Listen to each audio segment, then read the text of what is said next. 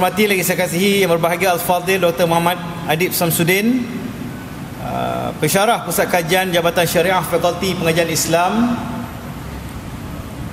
dan seterusnya hadirin hadirat, para jemaah tetamu Masjid Universiti Kebangsaan Malaysia.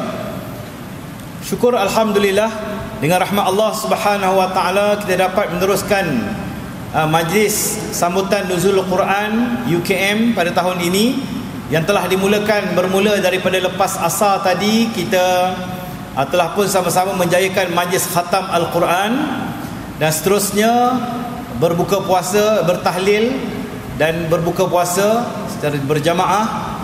Dan untuk meneruskan lagi program kita pada malam ini, saya rasa tanpa membuang masa, kerana Isya pun tak lama lagi, saya dengan sukacitanya menjemput yang berbahagia Al-Fadhil Dr. Muhammad Adib Samsudin daripada Pusat Kajian Jabatan Syariah Fakulti Pengajian Islam untuk menyampaikan tazkirah Ramadan yang bertajuk Generasi Al-Quran, Pewaris Kegemilangan Islam.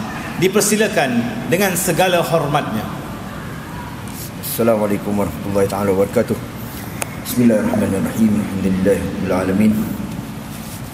Wassalatu wassalamu ala asyrafil anbiya'i wal mursalin sayyidina Muhammadin wa ala alihi wa sahbihi ajma'in.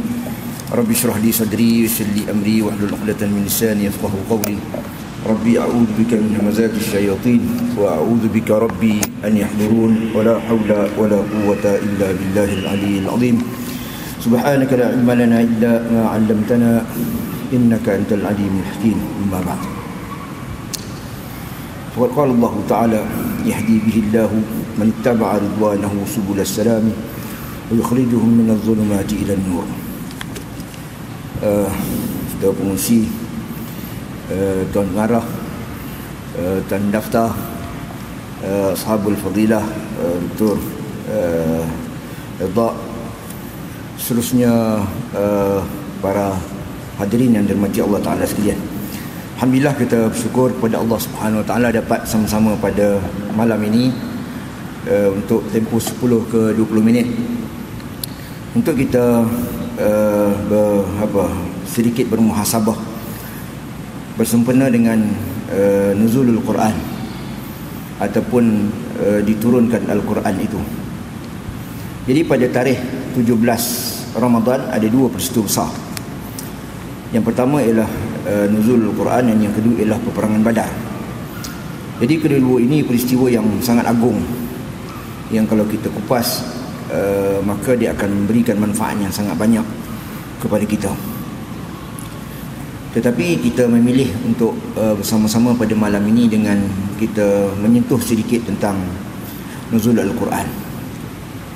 Kalau kita menyebut tentang Al-Quran, dia adalah satu mukjizat. Saya nak mula dengan situ. Premis saya ialah Al-Quran itu adalah mukjizat. Dan bila kita sebut dia mukjizat, ini bermakna Al-Quran itu suatu bukti dan tanda pemberian Allah Subhanahu Wa Taala yang luar biasa kepada junjungan mulia kita Nabi Muhammad sallallahu alaihi wasallam. Di samping ratusan lagi mukjizat yang lain, boleh bercakap dengan binatang, menyembuhkan para sahabat dengan serta-merta, dengan sentuhan makan tepung menjadi diuli, menyebabkan makanan tidak habis dengan jumlah orang yang makan 1000 lebih. Tetapi itu adalah mukjizat yang telah berakhir, yang telah menjadi sejarah dan tidak akan berulang kembali. Tetapi mukjizat yang akan sentiasa menjalan ataupun yang akan sentiasa dianggap sebagai suatu anugerah luar biasa yang melanggar adat ataupun kebiasaan manusia ialah Al-Quran. Sejak dahulu sehingga sekarang, ya, bila Al-Quran itu dibaca, maka telinga itu akan mendengarnya dengan rasa lazat. Pembacanya tidak akan pernah merasa jemu walaupun berulang kali membaca.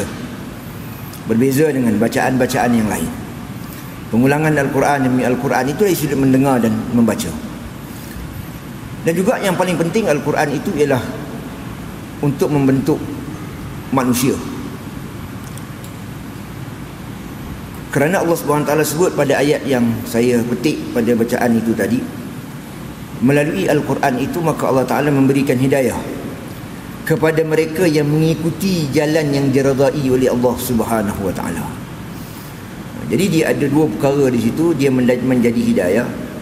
Bacaan yang menjadi hidayah ialah apabila diikuti hasil bacaan itu dengan cara yang betul memahami Al-Quran. Maka di sini kita melihat para sahabat radhiyallahu taala anhum ajma'in. Satu, mendapat manfaat. Dua, tempat diturunkan Al-Quran sehingga sekarang menjadi lawatan, menjadi tempat diziarahi oleh manusia tidak pernah berakhir, bahkan semakin ramai. Tetapi saya nak pilih sahabat di sini. Saya nak pilih Al-Quran itu memberikan manfaat dan mukjizatnya dari dulu sehingga sekarang itu kepada manusia. Tetapi dengan ruang yang terbatas ini, dengan masa yang ada, kita nak sentuh tentang sahabat radhiyallahu taala anhum ajma'in. Kalau kita membaca sejarah, maka kita akan dapati bahawasanya Al-Quran itu diturunkan di tempat yang tandus, di tempat yang kering, di tempat yang jauh dari kemodenan, yang tidak dipandang dan dilihat oleh mana-mana tamadun pada waktu itu. Kalau pada waktu itu ada tamadun Rom dan tamadun Parsi, tamadun di sebelah barat dan di sebelah timur. Dan kemudian ada satu kawasan gersang yang bernama Mekah dan bernama Madinah. Jadi selama Al-Quran turun 23 tahun itu, apa yang berlaku? Saya fikir tuan-tuan tahu apa yang berlaku. Asalnya dalam 13 tahun saja di Mekah, maka Sayyidina Rasul SAW dengan penurunan Al-Quran yang sedikit sahaja, yang hanya berkait dengan akidah. Tidak sempurna Al-Quran seperti yang ada pada hari ini.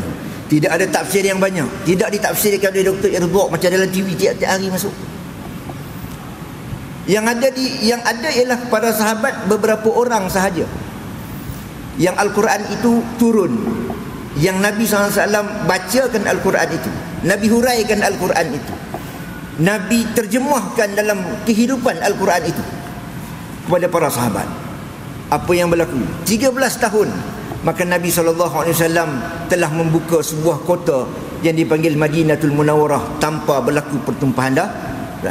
Sejarah dunia tidak pernah ada pembukaan satu kota dalam tempoh 13 tahun tanpa ada kekuatan senjata boleh dibuka dalam keadaan tanpa ada peperangan. Yang pada kalau ketika itu saya lompat-lompat je dah. Ini masa saya nak tuan-tuan nampak bahawasanya Al-Quran itu memberikan mukjizat kepada pembentukan diri para sahabat. Tengok kat situ. Tuan-tuan jangan tengok sekejap sana, sekejap sini. Dia poin saya ialah pada pembentukan manusia itu. Manusia yang dibentuk oleh Nabi SAW selama 13 tahun dalam keadaan yang sangat tertekan, maka berjaya membina teras kepada pembinaan sebuah negara yang 10 tahun selepas itu berjaya meruntuhkan Rom dan Parsi. Yang kedua-dua tamadun itu berumur ratusan tahun, dengan hanya 23 tahun melalui penurunan Al-Quran. Jadi Sayyidina Rasul SAW pada waktu itu kan, dalam ketika Al-Quran itu turun sedikit demi sedikit, membentuk para sahabat mengenal Allah Subhanahu Wa Ta'ala, mengajar beradab dengan Allah Subhanahu Wa Ta'ala, mengajar supaya menjaga hubungannya dengan Allah Subhanahu Wa Ta'ala, iaitu Al-Quran. Kerana Al-Quran ialah kalam Allah. Al-Quran itu ialah kalam Allah mubasyaratan. Maknanya memang yang bercakap itu adalah cuma dengan lafaz itu kita takdir dalam ilmu kalam. Kan nak bagi tahu bahawasanya yang mendidik dan membentuk sahabat itu ialah Allah melalui kalamnya yang dinamakan sebagai Al-Quran. Dan dibentuk beberapa orang sahabat. Sayyidina Umar Al-Khattab radhiyallahu ta'ala sebagai contoh. Kita boleh sebut banyak lagi yang lain. Kita ambil Sayyidina Umar, semua orang hampir semua orang kenal nama itu. Daripada seorang yang kafir, yang garang, akhirnya menjadi seorang Muslim yang sangat bertimbang rasa. Seorang Muslim yang akhirnya nanti menjadi seorang khalifah yang menjatuhkan Rom, menjatuhkan Parsi, membuka kota Al-Quds, Baitul Maqdis. Mana nak cari orang yang macam ini? Itu point dia. Kan kita ada 5 minit lagi sebelum Isyak. Kita pergi ke situ. Macam mana kalau kita nak fikir dalam masa 13 campur 10 23 tahun saja adalah sangat mustahil. Hatta Nabi SAW ketika sampai ke Madinah, pada waktu itu persiapan untuk menabalkan Abdullah bin Ubay bin Salul untuk menjadi ketua kerajaan di Madinah pada waktu itu, ditinggalkan oleh masyarakat Madinah seolah tiada apa-apa yang berlaku, dan terus diangkat Sayyidina Rasulullah SAW menjadi seorang ketua kerajaan. Itu adalah Al-Quran. Saya nak tuan-tuan nampak bahawasanya sepanjang proses hasil yang didapati sebagai satu kerajaan, sebagai seorang ketua, sebagai memimpin masyarakat, membuka kota Rom, membuka kota Parsi, itu ialah melalui Al-Quran. Yang kita baca pada bulan Ramadan ni, saya fikir ramai yang khatam. Kan, setidak-tidaknya baca Qul Huwallahu 3 kali pun jadilah. Khatam Quran jugalah. Kan, walaupun tak baca daripada awal sampai habis. Tak mesti begitu kan. Baca Quran kadang-kadang kita sibuk macam tu Haji Zainuddin. Saya faham dia sibuk. Cukup baca Qul Huwallahu pun kira baca Quran sudah. Niat baca Quran dapat pahala sama dengan orang baca Quran juga. Walaupun tidak baca daripada awal sampai habis. Awal sampai habis itu kategori lain. Kan, tapi dia termasuk dianggap sebagai membaca Al-Quran. Baik, poin saya sebelum kita berhenti ialah di dalam Al-Quran itu mengandungi mukjizat. Dia ada kelebihan yang menyebabkan ataupun sesuatu luar biasa yang tak boleh difikirkan oleh akal, tak boleh ditandingi oleh akal dalam membentuk jiwa manusia. Orang yang asalnya garang menjadi lembut, yang asalnya Casanova, Sayyidina Mus'ab bin Umair radhiyallahu taala anhu, akhirnya mati dalam keadaan akhirnya wafat dalam keadaan tidak cukup untuk dikafankan kaki dan antara kaki dan kepalanya. Yang bersedia mengorbankan kasih dan cinta ibunya. Kerana apa? Kerana mempertahankan Al-Quran. Jadi oleh demikian maka kita sebagai seorang pekerja, sebagai seorang pelajar, jadikan Al-Quran itu sebagai panduan.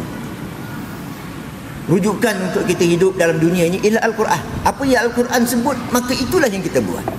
Jujur dalam tanggungjawab kita sebagai seorang yang ada hak, yang universiti ada hak dengan kita. Sebagai pekerja, kita datang tepat pada waktunya, balik lebih lewat sikit pun tak ada masalah, tak kira mana. Pelajar tu utamanya, belajar sungguh-sungguh. Tuan-tuan saudari datang ke sini untuk menuntut ilmu, bukan untuk main, bukan untuk tidur, bukan untuk makan. Ni alasan untuk tidak ke kuliah itu banyak.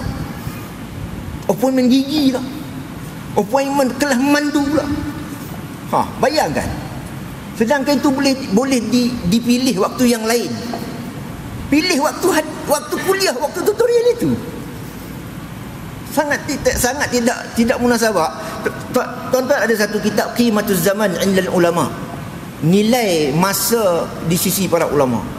Di karya Hasan Abdul Fattah Abu Huda rahimahullahu taala rahmatan wasi'ah. Sangat bagus kitab itu. Ni Syekh selebriti Dr. Ridha ada, semua dia baca satu-satu. So ataupun paling tidak baca dalam TV Hijrah lah, paling kurang lah, luas lagi dia punya audien.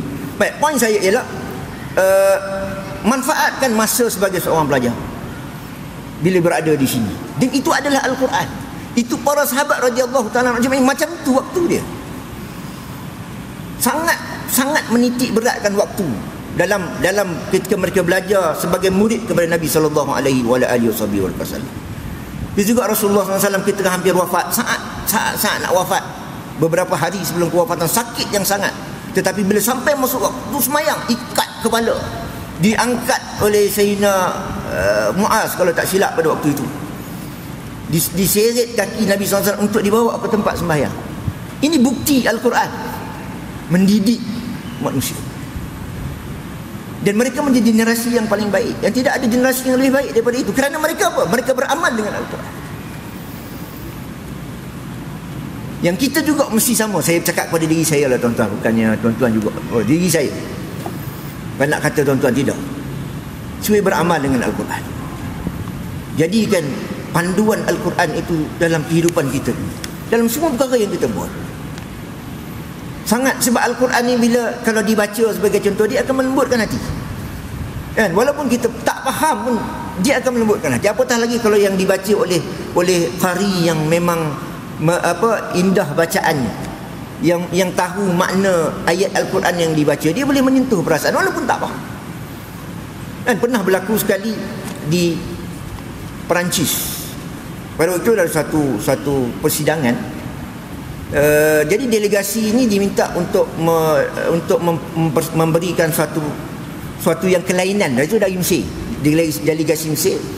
Maka mereka berfikir apa yang kita nak persembahkan. Akhirnya mereka membuka rakaman bacaan Al-Quran Syekh Muhammad Khalil Al-Khusari rahimahullah ta'ala. Maka pada waktu semua audien dia, semua pada itu memperkenalkan budaya, lagu masing-masing. Maka bila dibaca ayat Al-Quran Syekh Muhammad Khalil Al-Khusari, kesemuanya diam, memberikan perhatian dan kemudian memberikan pujian yang tidak pernah berhenti. Itu hanya bacaan oleh orang yang tidak pernah tahu tentang ajaran Islam. Kita yang dah 20 tahun, 30 tahun, 40 tahun, 50 tahun hidup ini dengan Al-Quran, maka kita kembalilah kepada Al-Quran. Maksud kembali itu bukan tidak berpegang dengan Al-Quran, tetapi kita memperbaharui niat kita untuk menjadi ahli Al-Quran dengan membaca Al-Quran yang betul. Kan? Ini kadang-kadang jadi imam baca Fatihah pun tak tepat. Minta maaf, saya taklah hebat sangat. Kan? Tapi bila kita belajar, kita boleh buat panduan betul dan salah. Jadi tuan pengarah kita Al-Hafiz, sanad Quran banyak. Syatibi dia ada dengan tak Syatibinya. Tuan-tuan tak nak ambil manfaat dengan pengarah pusat Islam. Belajar dengan Al-Quran. Dia Al-Quran ni memang kena belajar. Tuan-tuan kena pegang Quran tu, duduk depan guru, Bismillahirrahmanirrahim. La. A'udzubillah. A'udzubillah ya, tak betul dah. Contoh. Tuan-tuan kena belajar. Itu belajar membaca Al-Quran. Sebahagian daripada usaha untuk kita memahami Al-Quran, untuk kita beramal dengan Al-Quran. Jadi oleh demikian tuan-tuan yang rahmati Allah Ta'ala sekalian, ada 5 minit lagi. Cepat lagi tu. Jam depan tu 5 minit dia cepat. Suruh berhenti awal aku orang kali. Dr. Ridha. Dia cepat sikit. Ya, dah.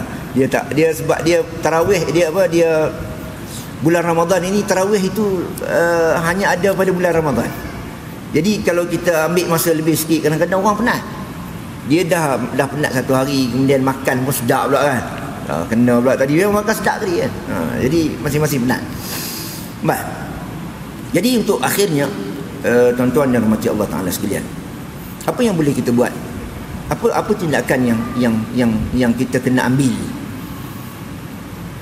Yang pertama ialah kita kena belajar membaca Al-Quran dengan betul. Itu yang pertama. Dia ada beberapa peringkat. Kalau tak silap, dia yang pertama ialah mendengar, kemudian yang kedua ialah faham, yang ketiga ialah beramal. Al-Quran ini dia mesti proses itu baru kita jadi macam sahabat generasi yang pertama radhiyallahu ta'ala anhum ajma'in. Tuan-tuan tengok, kalau yang menyebabkan jatuhnya kerajaan Islam daripada Khulafaur Rasyidin kepada kerajaan Umayyah jatuh kepada Abbasiyah dan seterusnya, banyak tu dua ilat. Selepas daripada itu negara-negara kecil selepas itu ialah kerana mereka meninggalkan Al-Quran. Mereka bila berpegang dengan Al-Quran, Allah Ta'ala angkat konformnya. Memang itulah kaedahnya. Cuba tengok sejarah kejatuhan mana-mana, dia mesti ada kezaliman di mana-mana dalam pemerintahan itu. Bila dia zalim, dia bercanggah dengan Al-Quran, confirm. Tak ada khilaf dah buat tu. Jadi kalau kita nak membangkitkan jiwa kita sebagai seorang pelajar, menguatkan jiwa kita, maka kembali kepada Al-Quran. Pastikan Quran dibaca setiap hari. Sebagai seorang pekerja yang kadang-kadang kemungkinan ada kelemahan di sana sini, rasa lesu dan penat, maka baca Al-Quran. Pegang Al-Quran itu, pegang. Walaupun handphone pun handphone lah, walaupun dia handphone. Kan? Dia pahala pegang, pahala tengok, pahala baca, lain-lain tu. Baca pun 1 huruf 10. 1 huruf 10 kali dengan Ramadan ganda. Kalau tuan-tuan niat nazar, wajib dapat kali 70. Ulama ajar macam mana cara nak dapat maksimum. Tapi tuan-tuan kena jangan hati-hatilah, kalau takut tersilap kan kena bayar kafarah. kan. Itu sebab dia tak berapa popular sangat, tak dipopularkan. Tapi kalau nak tips banyak untuk di dalam Ramadan ini, pahala fardu je semua. Itu utamanya menuntut ilmu. Menuntut ilmu tu fardu ain tu. Kan yang fardu ain lah, tapi fardu ain dari aspek kita sebagai seorang pelajar dengan orang lain tidak belajar, itu fardu ain. Kali 70. Dah berapa banyak pahala dah dapat situ. Kan ini kalau bulan Ramadan lagi cuba yang elok pergi kuliah, itu masalah. Waktu bulan Ramadan itu lagi banyak belajar, lagi banyak membaca. Tidur tu ialah mengantuk sikit, biasalah, mana ada orang tak mengantuk. Tapi nakkan manfaat itu, nakkan generasi Al-Quran ni. Tajuk bagi generasi apa benda ke tadi tajuk? Yang itulah. Kan? Waris generasi yang tidak ada generasi yang lebih baik daripada generasi sahabat radhiyallahu taala macam ni. Maka kita kena ikut. Pastikan pertama kita membaca Al-Quran dengan betul. Tu tuan mengarah, sila buka pendaftaran Google Form untuk orang baca, ambil sanad baca Quran. Kemudian yang kedua ialah memahami Al-Quran. Memahami Al-Quran ni diambil masa sikit lah. Tapi luangkan masa untuk majlis-majlis ilmu. Bukan kata mesti majlis tafsir, tak.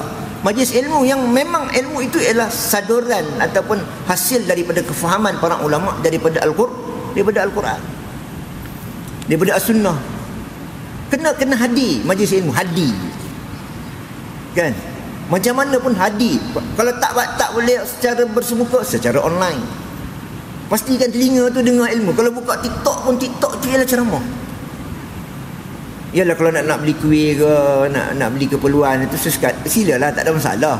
Tapi pastikan masa itu ada untuk majlis ilmu kita dengar. Dan yang ketiga ialah beramal dengan ilmu itu. Ini yang paling payahlah untuk saya juga ialah di sini. Kan maknanya yang betul kita kena ikut, yang salah kita kena tinggal. Salah tu tak salah, tak boleh buat lah. Kan mana barang-barang keperluan pejabat yang untuk tujuan kerja jangan gunakan untuk kepentingan peribadi. Sayyidina Umar Al-Khattab radhiyallahu ta'ala padam lampu kalau anak dia datang, dia tanya nak bincang masalah negara ke masalah keluarga, hal-hal keluarga, dia padam lampu. Ini nak pergi tiket Air Asia, print pakai komputer pejabat, printer pejabat, macam mana? Itu tempat lain lah, pejabat di Afrika Selatan kot barangkali. Pejabat sini mungkin tak lah, kan? Dikawal insya-Allah. Saya cukuplah sekat itu tuan-tuan. Saya mohon maaf di atas kekurangan dan kesilapan saya sepanjang berada di sini. Mudah-mudahan ada manfaatnya. Aku qauli hadza astaghfirullahalazim li wa lakum. Dan berbaki 10 yang terakhir ini saya fikir tuan-tuan kejar. Dia kaedahnya ialah buru kejar. Kan? Untuk Lailatul Qadar pastikan dia macam ni. Dia apa yang tuan-tuan boleh buat, tuan-tuan buat. Kalau boleh lebihkan. Contoh, tuan-tuan ada sikit keuangan lebih. Contoh, jadi tuan-tuan bagi sedekah siang, tuan-tuan bagi sedekah malam. Malam lebih banyak daripada siang. Kalau peruntukan tu sikit, bagi yang malam, jangan bagi yang siang. Sebab malam dia Lailatul Qadar. Kemungkinan besar Lailatul Qadar pada 29 kata Imam Al-Ghazali rahimahullah taala. Dia sebenarnya dari sudut saintifik dia ialah Nabi SAW sebut dalam yang Selangor edarkan itu, dia panggil apa, jifnah ke? Apa dia panggil kaedah dia tu, dia ialah memang ada bulan tu dia ada bentuk dia sikit. Tapi dia kira daripada awal bulan. Itu sebab Imam Ghazali dah boleh kira. Itu Imam Ghazali punya kehebatan lah. Kalau jatuh hari Ahad puasa, kemungkinan Lailatul Qadar ialah malam 29. Walaupun tahun lepas tak tepat, rasa-rasa tahun lepas tak tepat. Tahun ni mungkin wallahu a'lam. Baik, jadi poinnya ialah apa, untuk Lailatul Qadar itu pastikan waktu malam itu lebihkan berbanding siang. Bermakna kalau tuan-tuan perlu tidur siang sikit untuk malam berjaga, maka tidur. Jangan tidur malam tu banyak daripada biasa. Kurangkan tidur waktu malam, banyakkan beramal pada waktu malam. Apa pun buatlah amalan baik yang boleh buat. Itu saja pandangan saya. Dan kalau boleh tarawih pun contohnya kan, daripada 8 jadi kan 20 kan, alang-alang lah kan, malah paling tidak malah ganjil. Kalau tak pun kan, Allah, saya tak tahu sini 8 Sini 8 maknanya kalau boleh buat 20 mungkin itu satu yang bagus jugalah untuk kita lalui sepanjang untuk berbaki 10 yang terakhir ni. Aku qauli hadza wa astaghfirullahal azim li wa lakum. Wassalamualaikum warahmatullahi taala wabarakatuh.